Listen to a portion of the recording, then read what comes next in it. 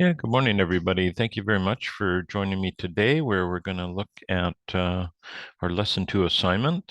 And a big part of that is our base plan creation. So we're going to review that assignment, and then we'll be looking to take some questions from people if anybody on board here has any questions regarding that. What I'm going to do to start with here is just share my screen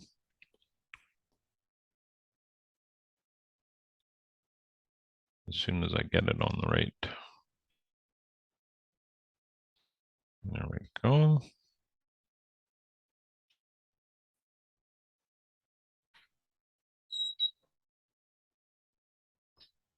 All right. Sorry, just getting a few things in order here. All right, so let us share screen here. There we go.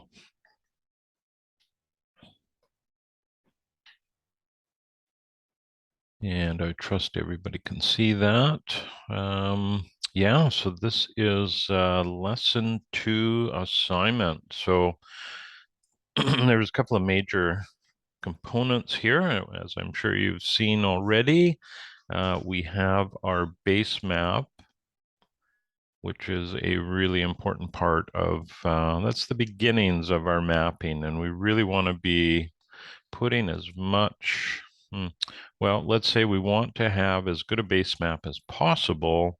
So when we start applying some of our design ideas, we know that, we're scaled, and that proportionately all these elements are going to work as best as we can.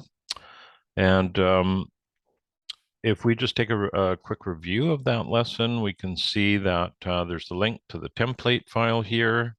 So I encourage everybody to download and make a copy of that if you haven't already. And again, the base map is a foundational layer, and it is super important. And it's ironic that I'm doing some design work over the weekend and this morning, and I'm just starting a project.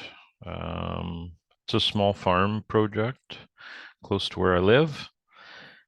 And unlike most of our projects, we didn't get a drone survey on this one. We're trying to save our client a little bit of cost. They're kind of startup farmers. So we're using free LiDAR data, and I'm just trying to use Google Earth as a guideline to create the base map. And I've been pulling my hair out a bit because I'm just not getting the accuracy that I'm used to. But so that's kind of the caveat. If your if your base map lacks accuracy, it makes everything you do design wise through the project that much harder, because you're kind of questioning whether it's going to work or not. So as a broad big picture concept, I think it's it's going to be okay. But as we get into details, knowing exactly where property lines are is a biggie. So in the case I'm describing, we're going to probably do a two-step process where we're going to work with what we have, and then if there's any fencing or anything going in close to the proposed property line, we'll have to get a surveyor out there to designate exactly where it is. So yeah, it is kind of ironic. We're going to be going over this today, and I'm having a little challenge with it myself. So some site elements that we want to include in our base plan. So we want the project name or the name of the site. It's important with every design sheet that you produce, whether it's for this course or for a client, you always want to have a title block on the sheet showing your name, And all this information, the location, the date, a north arrow, and a scale bar. So those are items that typically will go into a little title block, and they get repeated with every sheet that gets produced. When we look at the site itself, we have structures and the roofing ridges, what direction there's fall on that roof. And that's important to know as we go into, if we kind of jump ahead to lesson 5, we're going to be looking at water and how it interacts with our site and some impervious surfaces. And the roofing is typically one of those. Roads and pathways. So utilities, this is a piece that is often kind of overlooked by students and some designers as well. And this is important. And we ran into this earlier in the spring where we were installing a rain garden in a client's landscape. And we had reasonably accurate underground utility information up to the property line, but beyond that, we had no idea. And sure enough, we ran into the sanitary sewer. We didn't break it or anything, but we had to make changes to where our rain garden was going based on that. So this is really good information to know. And the overhead utility equally so. You wouldn't want to be planting anything tall that's going to interfere with it over time. Contour lines, those are always really vital. And if you can get them, that's great. If you're on an urban site, and I know I went over this during our last meeting, if you are on a smaller site and you want to get some contour information, you can use this website here, Contour Map Creator. And I won't put in any specific address, but let's say that we were just zooming in here and we wanted, there we go. We wanted some information on this site here. It's quite easy to do. I'll just give you a quick tutorial on that. So I know I did this last time. So you want to set your level intervals, not the number of intervals. And here we'll go on feet. So let's say we want 1 foot contours. And all you do is you click on the upper and sort of lower area of where you want the data, right? So you often want to go a bit beyond the property line, and then you hit this button here, get data, and that'll give you your contours with a legend. And then if that doesn't work for you, you can always make changes to this. You could say, well, I don't, if it was too busy and you couldn't really read it, you'd want to change that to 2 foot, and then you can update that. So that is a resource you would want to check out especially for urban locations where there's not, typically a significant amount of elevation change. Yeah, so contour lines on larger sites, so acreage and large acreage, the contour lines might be something that you're able to access via LiDAR data. And Oregon in particular is one state that has a lot of satellite information. So if you're really serious about getting accurate contour information, that could be one avenue for you.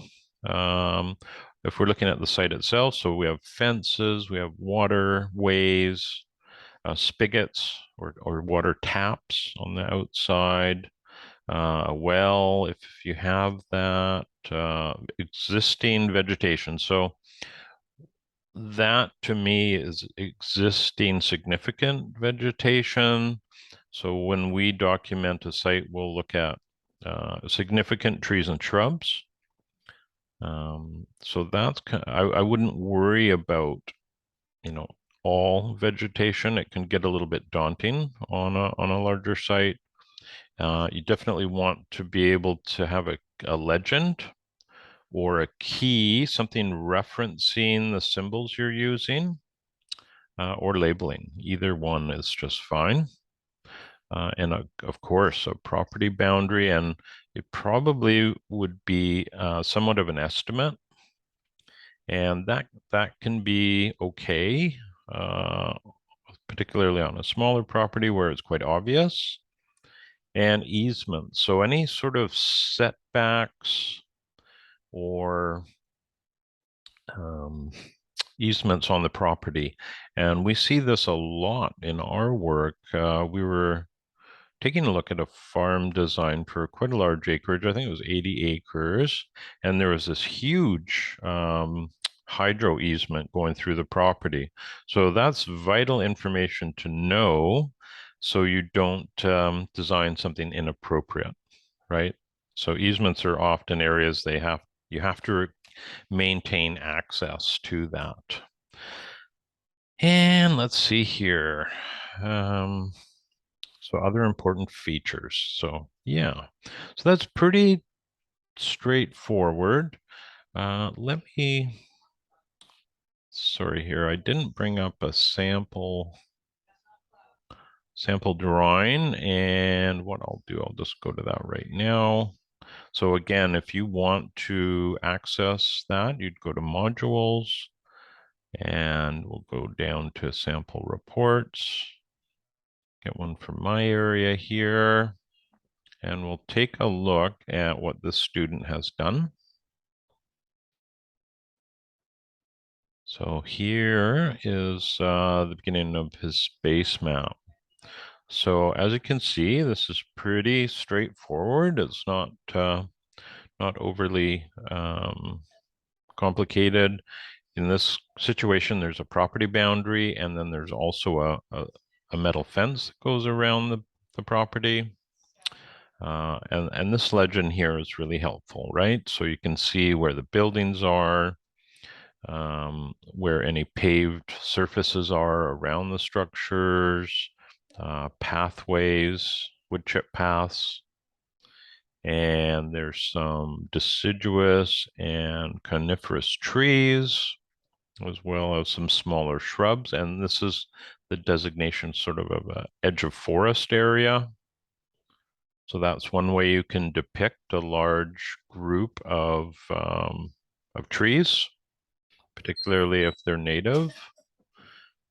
And of course, you have the title block in the bottom corner here, and a scale and a north arrow. So if possible, it's best to have our base maps north up, and that's pretty much the standard globally for architectural base plans, landscape base plans. And it just makes it, when you get used to this, it's so much easier to read the map and get some vital information from it right out of the gate. So we know north up, this is the southern exposed portion of the property. So right away we can tell this group of trees here may be casting some undesirable shade especially during the winter months. So again, there's a lot of information you can just pick up with that. When a base map's rotated, it a little bit harder if you're used to this format to read it. And again, it's a good habit to get into if you can do that. So here is the base map. So really we want one base map, okay? And here we're going to look at several. It's great to have a black and white or grayed out, primarily grayed out map. This is a color one, and it shows the utilities in somewhat of a schematic layout here, and that's great. I think ideally we want to have all of this information on one. And then here is a Google, well, I guess this would be from Contour Creator. and it's a map showing 2 meter contour intervals. So if you do put contours on your base map, which is wonderful, let's try and label at least 2 of them, or in the notes or in a legend, at least indicate the interval of the contours. And if you do label them, it's nice because then we know, well, this is low and this is higher over here.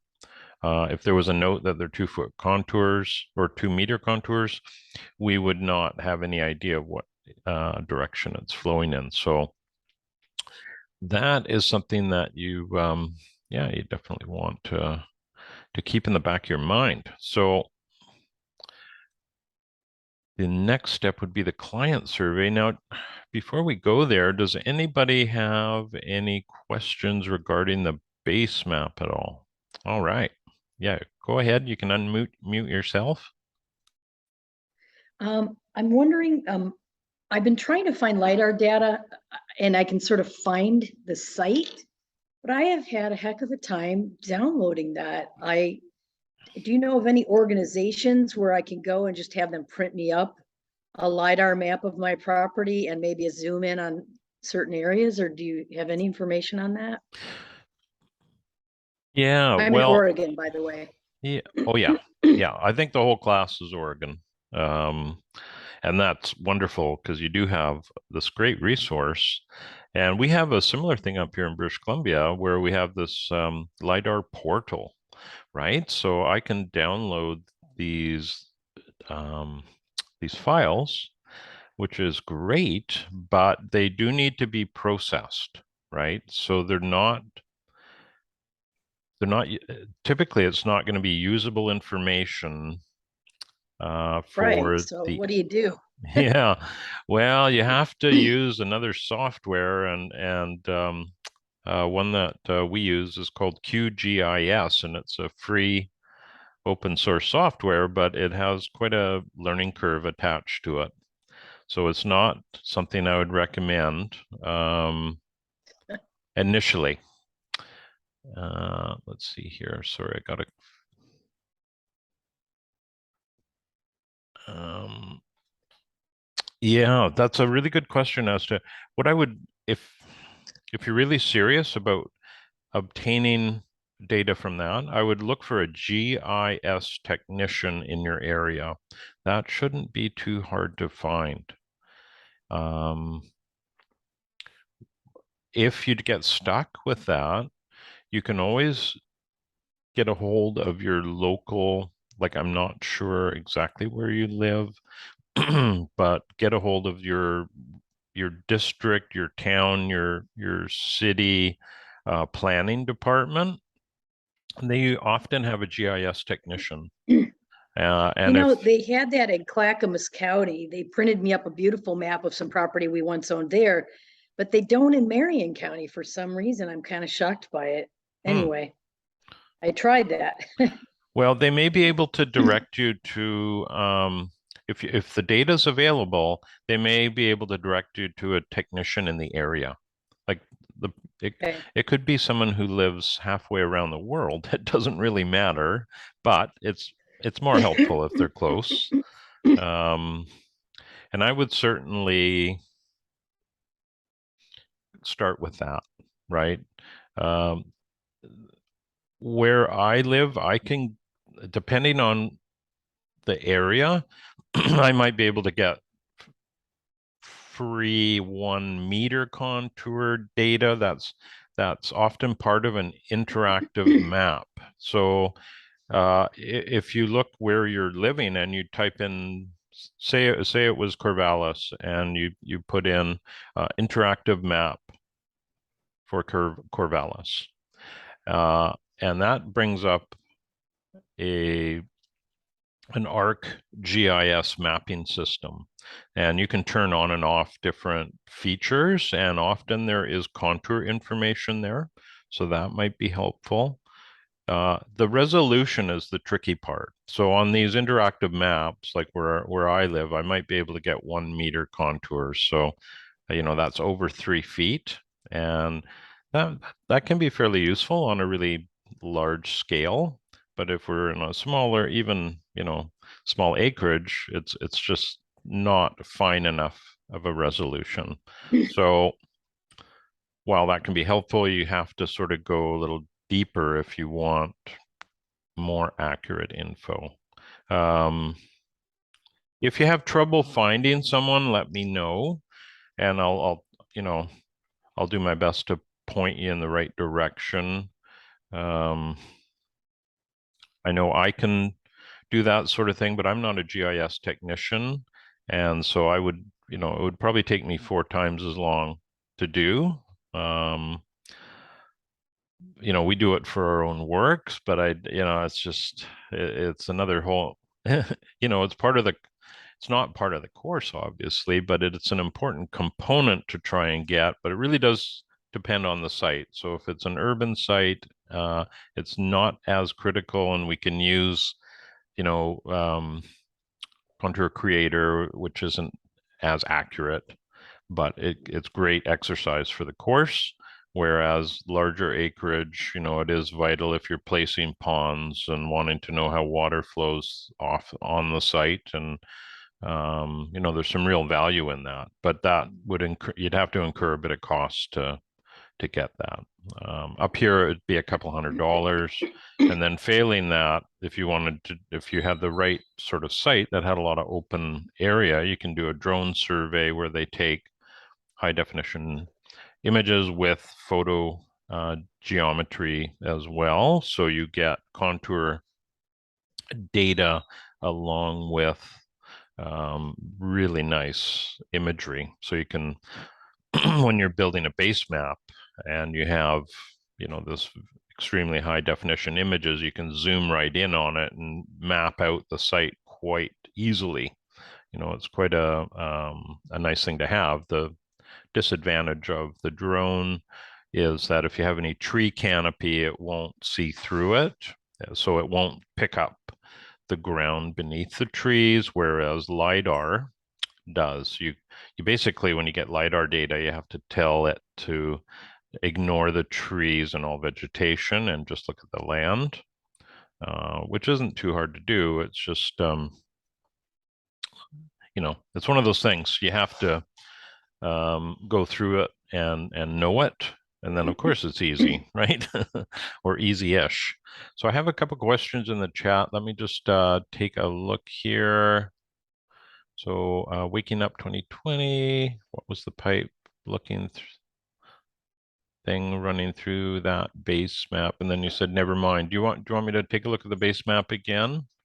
No? Okay. Melissa is saying she has a site that's very long with development on one side. So you're going to split it to zoom in so I can show better detail. Yeah, well, the base map, Melissa, is again, we want to get the whole site within it. So even if your site was 200 or 300 acres, we want to see the boundary around the whole site, and obviously the resolution of the elements would be much smaller with that larger land mass.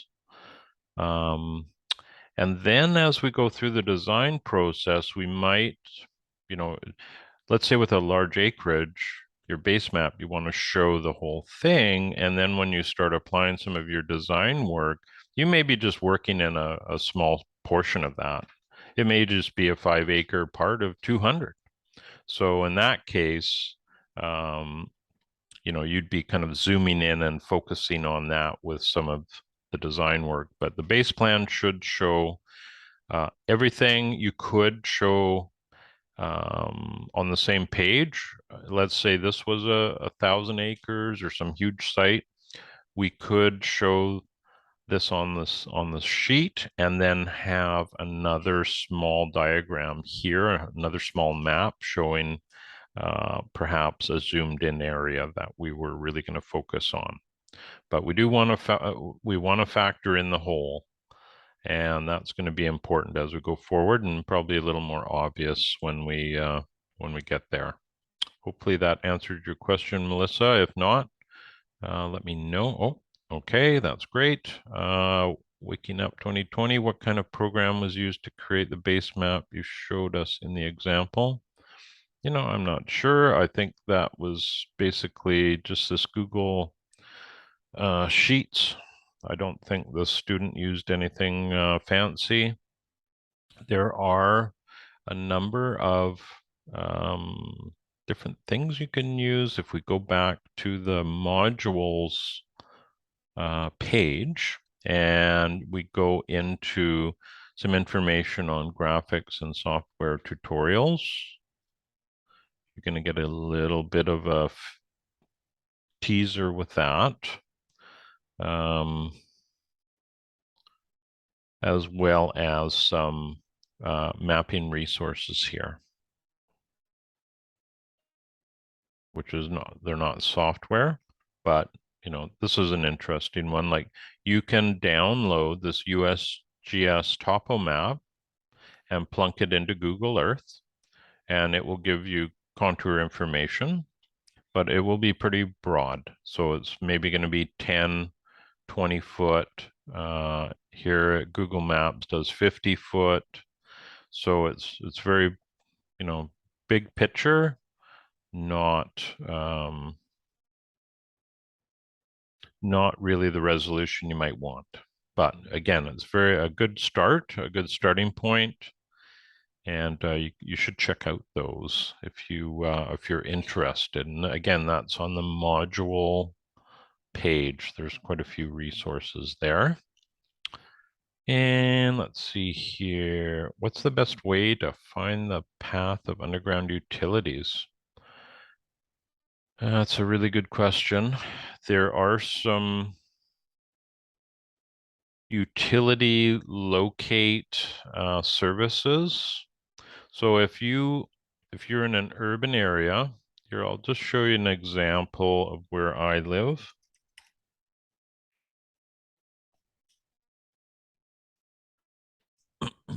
Or thereabouts. So here, this is an interactive mapping platform here.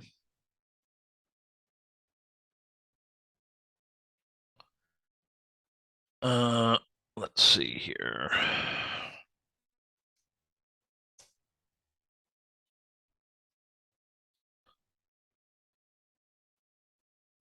We'll just go to a site. Doesn't really matter where. Let's see here. Let's say this is your project site. With this software here, this map, you have various layers that you can take a look at. I haven't been on here in a little while. There we go, layer list. So if I wanted to find out where my utilities were, this is showing me that I should expand that. So let's include water. So the red is sanitary sewer and the blue is water. And you'll notice they just show where it's coming into the property. So if you need to know exactly where that runs, you would have to access one of these locate companies.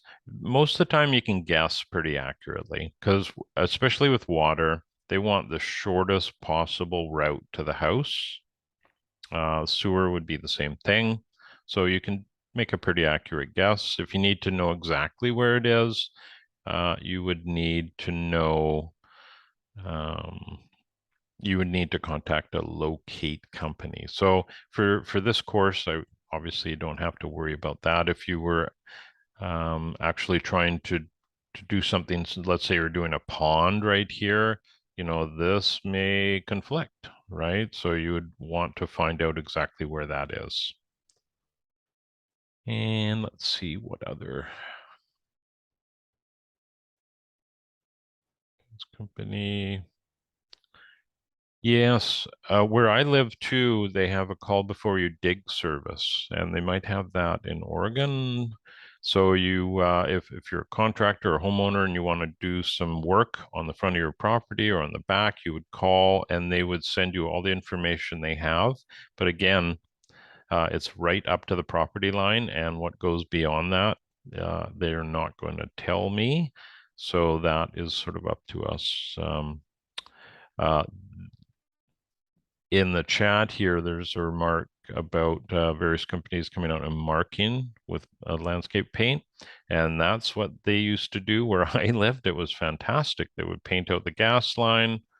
You know, it was great, but they shifted their service and they no longer do that. So you may or may not get lucky with that. All right. So does anybody have any other questions about the base map? I'm happy to, that's pretty much the main event with the assignment.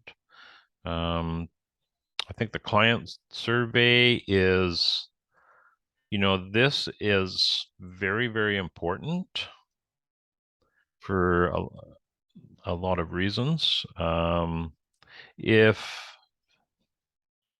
If your project site is your own, this client survey is really just you're interviewing yourself or you're with your family. If you're doing a design for somebody else, then this client survey is absolutely vital in getting the information that you need to make sure you're providing good value for that client. So if we look at that survey, just on the template file here, so that interview is pretty straightforward. It's kind of a little snapshot of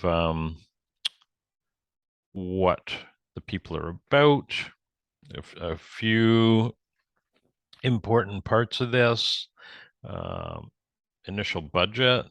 That's really hard for anybody to tell you, but that is vital on, if somebody has a really low budget and you create the Taj Mahal for them, you may have given them a beautiful landscape design or permaculture design, but it probably is not going to be a lot of value for them, right? So that's an important bit.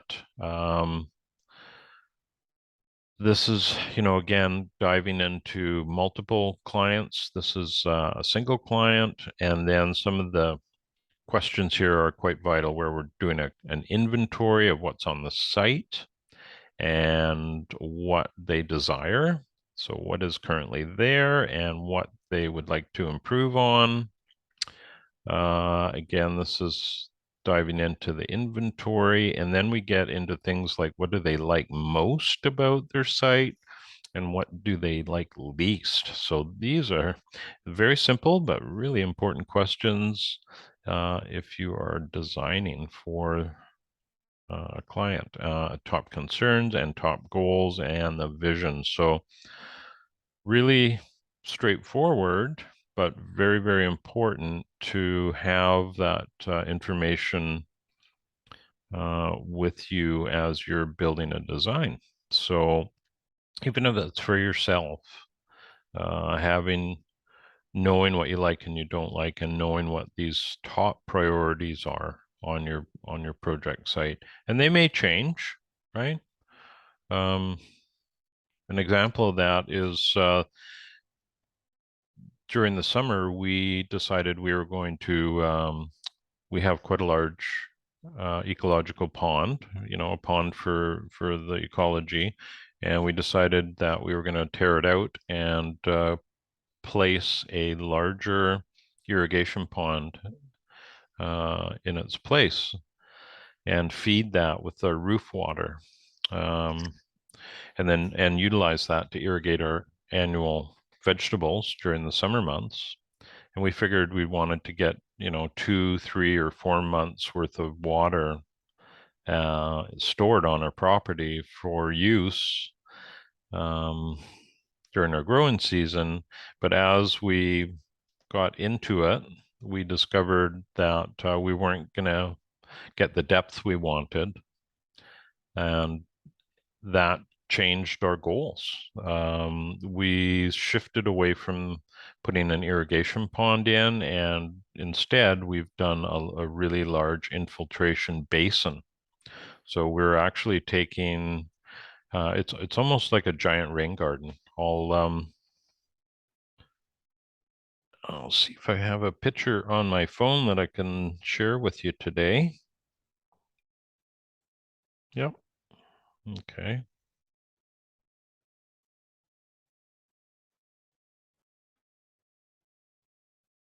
Give you an idea here.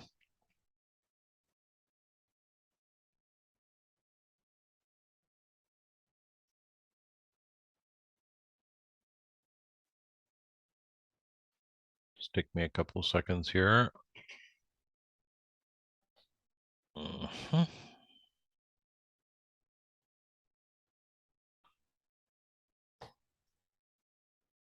just show you a couple pictures. So I will stop sharing and jump onto this other thing.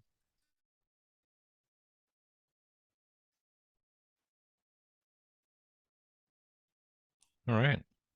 So this was our old pond, and it had to go. It was had multiple challenges with it.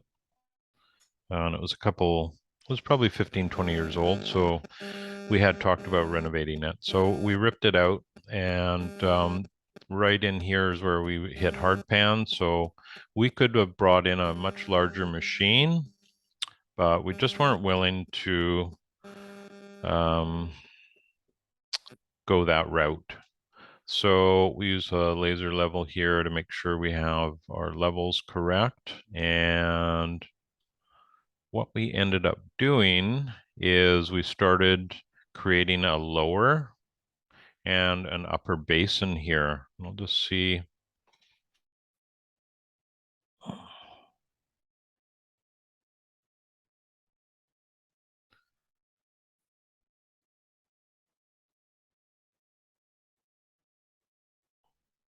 Sorry, I don't have this all organized. I wasn't expecting to. There we go.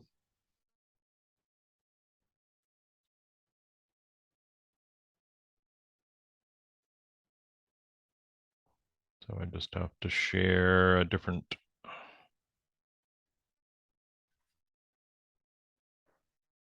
There we go. Cool. Yeah, so we did this big basin and it got carved out much larger here. And then we started backfilling with soil. And this is our overflow. So basically we're going to have a lower area this is all about infiltrating stormwater. And the height of this, there's my wife Angela. The height of this, we're going to have this lower area, it's all going to be vegetated, and then water will be able to sit on top of this and reach up to the top of this catch basin. And as soon as it hits that, it's off and into another part of our landscape. So I'll show you next week. Next Q&A we'll have this a lot further along, but basically this is all topsoiled now, and we have a lower and upper area. So where I'm going with this is your goals can change, and it's a lot easier when you're the client. If we ran into this with a client's project, it would be a little trickier to be, going down the road to store water in an irrigation pond and then having to shift it into a different concept. So this whole concept, this is going to take thousands and thousands of gallons every year, and we're going to infiltrate it into the soil, and it's going to be benefiting all our fruit trees that are down slope from this. And the other thing we're doing, this is going to be zone 1 of the rain garden, so it's submerged at times. And around the top here, this is going to be a zone 2, where the water will just come up within probably 6 to 12 inches of the soil surface, but all the plants up here will be accessing this water. So this will be like a huge sponge. And this zone 2 is going to be full of edible and medicinal shrubs and herbaceous plants. So the whole idea here is we're going to have some perennial food production without any irrigation needed. So I'll let you know how that goes. Again, this is kind of what our starting point was.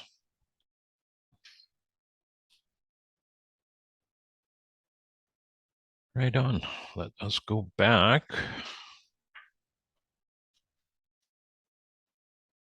There we go.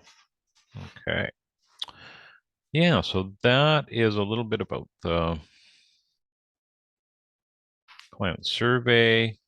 And again, just like with all of our discussion boards, lesson 2, we have resources here. And these are great. A lot of these resources will also be found on the edges of your template file. So if you zoom out a little bit, you'll see these blue, there'll be tutorials, there'll be little videos. Let me see where there might be some, sorry, go to the base map. So you can see the base map video tutorials, there's quite a few. So the way we're trying to gear it is most of the information you need is all here within the template file. So if you run into a little question, that's a great place to start. Look for tutorials that are within this file itself, and or instructions, and or some examples, right? So there's some good examples of base maps here.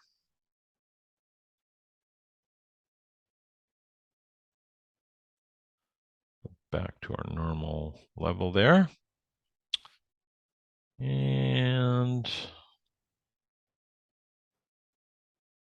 again, the rubric, make sure you take a look at that. This can really help you out just by looking at the rubric. We know what you should include, and I use the rubric when I grade everybody. So if you've included all of this, you're going to get, you're going to get your full marks. If there is something that's not fully completed or left out, then this is the template I use for all the grading. Okay, so it's a good thing to reference. Yeah, so we have a few minutes left. Is there any questions that anybody might have? I don't believe there's any on the Google document. No. Oh, yes, there is. Sorry. Excellent. Okay. We'll take those first, and then we'll look for any questions from the floor here. So James Johnson, is there any way to use Google Earth Pro to add a grid over my design site? Yeah, let us open up Google Earth. That'll take a few minutes because I have, well, not a few minutes, just take a little bit. I got quite a bit of stuff. We use Google Earth Pro quite a bit in our work, but not really for designing, specifically to design with, although you can with larger land masses. The Regrarians platform, which I've spoke about before, that's a design protocol for farm design for larger acreage. In the course, they use Google Earth Pro. And it's quite successful because the resolution is not the same, right? We don't need to be accurate to within a foot. normally. Okay, I got Google Earth open here.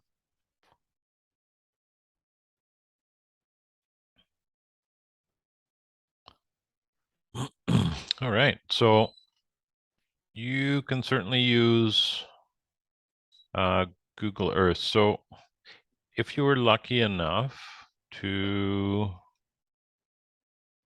get contour information,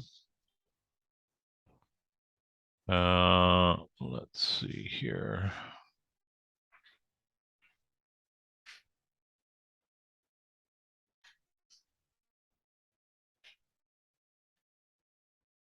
Huh.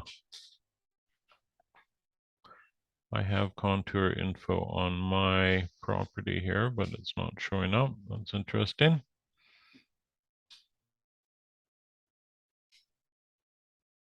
Well, here's an example. There's some contour info that I was able to get for a prospective project on an island near me, and these are, I believe, 1 meter contours, and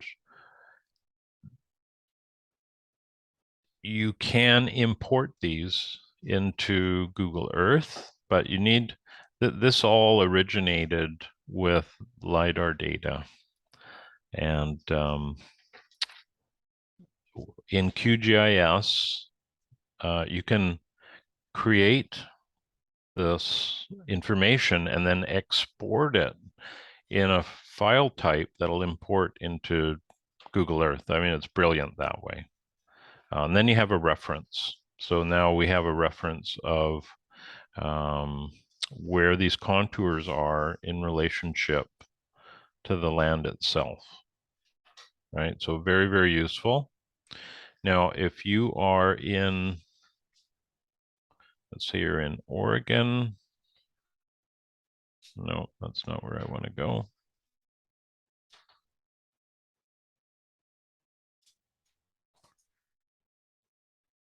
I'll just get into Portland here. I do have contour information, which I've just activated here, which is probably a lot easier to read on an outline area. So there you go. There is some contour information here. Now, these are probably 20-foot contours. So on a big parcel, this is super helpful, at least as a starting point. But if we were looking at a much smaller site, the resolution's not going to be quite there. And we could just take a screenshot of this and drop that in and overlay it into our base map, right? Now, we can change the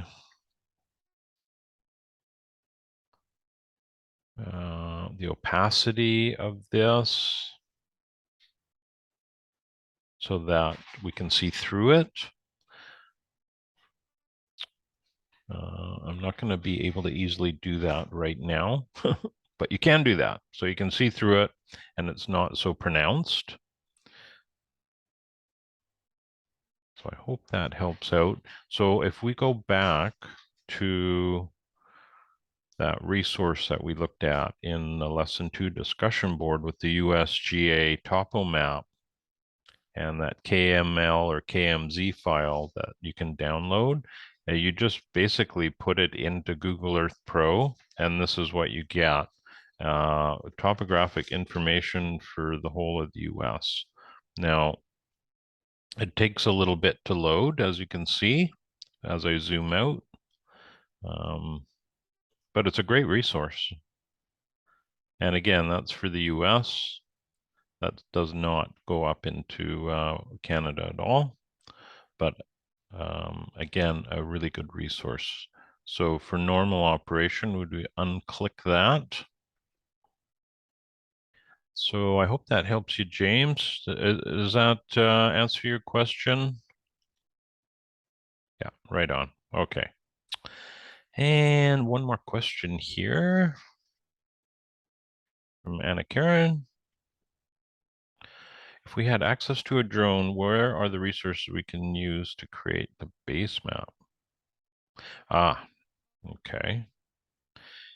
So the drone that I was speaking about would be probably a little different to the average drone that you pick up for photographic use. Now, you could use a drone. See, typically what happens when a drone survey is done is the drone is up in the air and is taking many, many individual images of a site, and it all gets stitched together. Typically, you would upload that to a website that does all that processing for you, and then your file would be ready whenever. So the drone operators have that all set up. Drone Deploy is one of the companies that will do that. If you are on a small site, Anna Karen, and you want to use a drone image, you would just simply import it as you would any other image. You would just have to scale that. So that's the tricky part. You'd want to scale it so that it matched up with your base plan. The other part of the question here, you mentioned you don't use Google Earth Pro for actual design, correct? What software to use? I use a couple of softwares. Our main software is called Vectorworks Landmark. And what I'll do, I will just, I can go there now.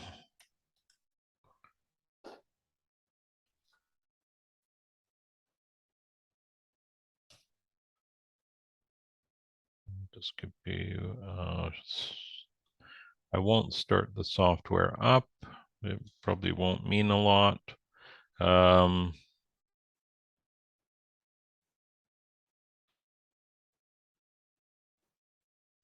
So Vectorworks, we use what's called Landmark. And this, of course, is a fancy marketing page, but you can use it for many, many different things. We've used it for over 20 years. So I'm not about to try something new. Luckily we picked the right one 20 years ago. It's really evolved quite well. It's a very powerful software in terms of site design, with irrigation design, with planting, with graphical presentations. Basically, what we do is we take contour information, like is shown in this little snippet here, and we will turn that into a site model. So it's a three-dimensional model that we can view at any angle we want. And then when we start designing, we're placing elements within the model. You then get a very clear idea of how your design's going to interact with the landscape in a three-dimensional mode. And it takes you a long time to learn. If you bought the software today, but you'd have to allocate probably a year of time to really start to feel comfortable with it, and it's fairly expensive. So it's not something I would recommend most people, unless what I would recommend for people starting, like this is maybe where you would end up if you were designing and you loved it and you wanted more and more tools, you could work your way up to that.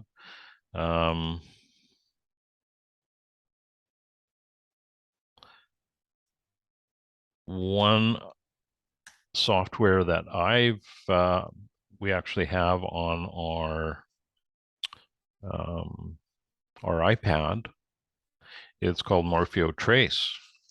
And this is a great little software.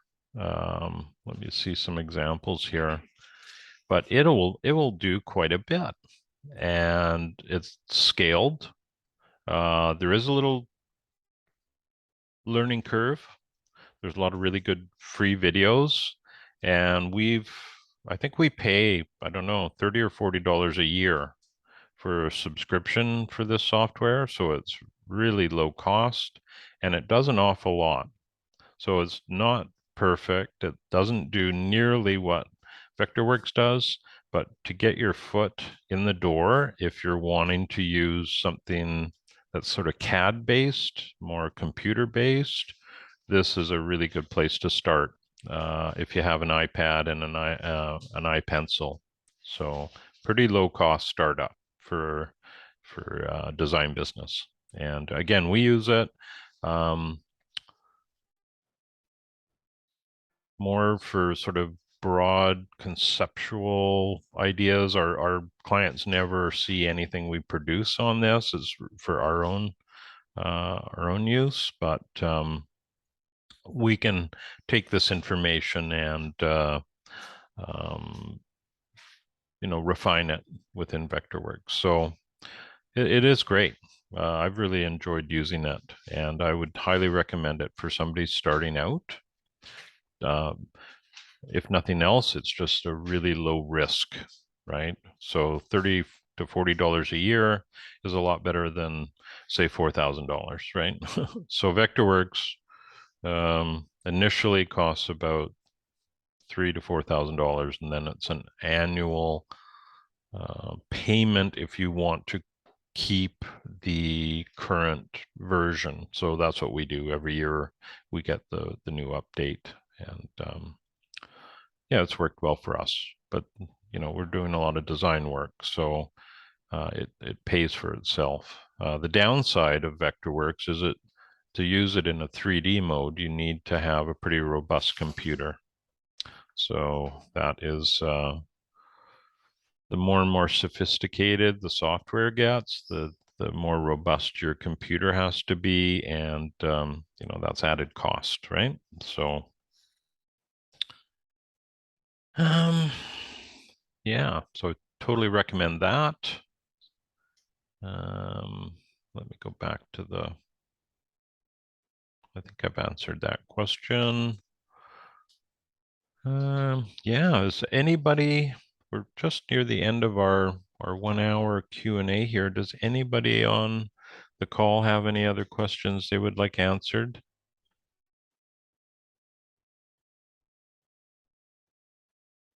No? Okay. Well, as you go through this week and you're building your base plan, I'm sure many of you have started already. But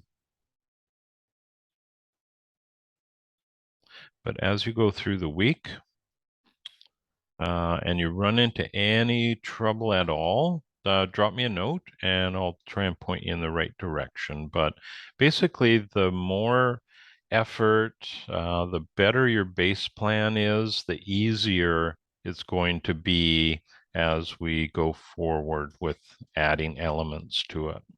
And again, I'm seeing that with a drawing I'm working on right now. It's not the accuracy I want, so I know it's going to cause me a little bit of grief as moving forward with it, but it's kind of a broad conceptual